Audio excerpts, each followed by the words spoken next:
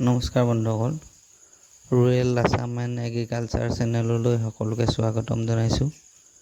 আজি মই দেখুৱাম জাতিলাও পুলি কেনেকৈ পচোৱা হয়। মই ইষ্ট ৱেষ্ট কোম্পানীৰ জাতিলাও গুটি লৈছোঁ।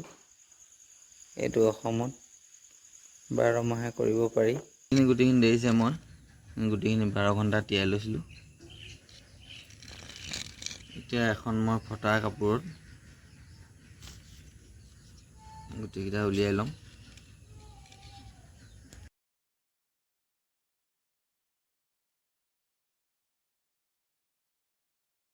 গুটিকেইটা মই এটা এটাকৈ ভালদৰে লৈ লৈছোঁ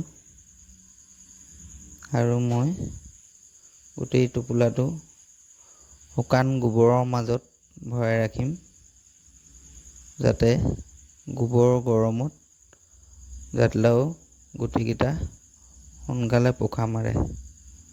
আৰু গোবৰখিনি মই 24 ঘণ্টা ৰ'দত ৰাখিম। 48 ঘণ্টাৰ পিছত এতিয়া মই গুটিখিনি বাহিৰলৈ উলিয়াই চাম, পোখা মাৰিছেনে নাই মৰা।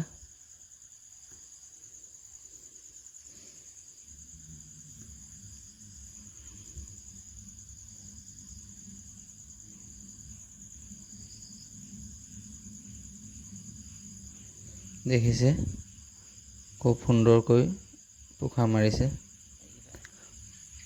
পোখাবোৰ ইয়াতকৈ দীঘল হ'লে অসুবিধা হয়। পোখাবোৰ দীঘল হৈ গ'লে কাপোৰৰ মাজত সোমাই যায়।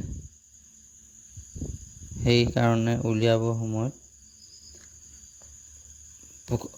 শিপাবোৰ ছিগা চান্স থাকে। গতিকে পোখাবোৰ সৰু হৈ থাকোঁতেই উলিয়াব লাগে।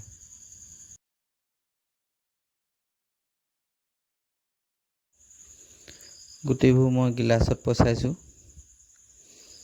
যিহেতু এতিয়া বাৰিষা ছিজন। ডাইৰেক্ট মাটিত গুটিটো দিব নোৱাৰিম। প্ৰথমতে সেইকাৰণে গিলাচত পচাই লৈছোঁ। তাৰপিছত পুলিবোৰ ডাঙৰ হ'লে খুলি মাৰি লগাই দিম। গিলাচত দিয়া মাটিবোৰত মই ব্যৱহাৰ কৰিছোঁ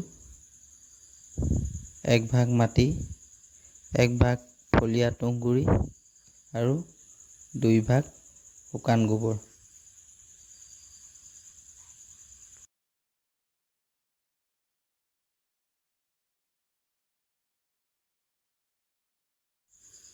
ভিডিঅ'টো চাই ভাল পালে ছাবস্ক্ৰাইব কৰিব। ধন্যবাদ।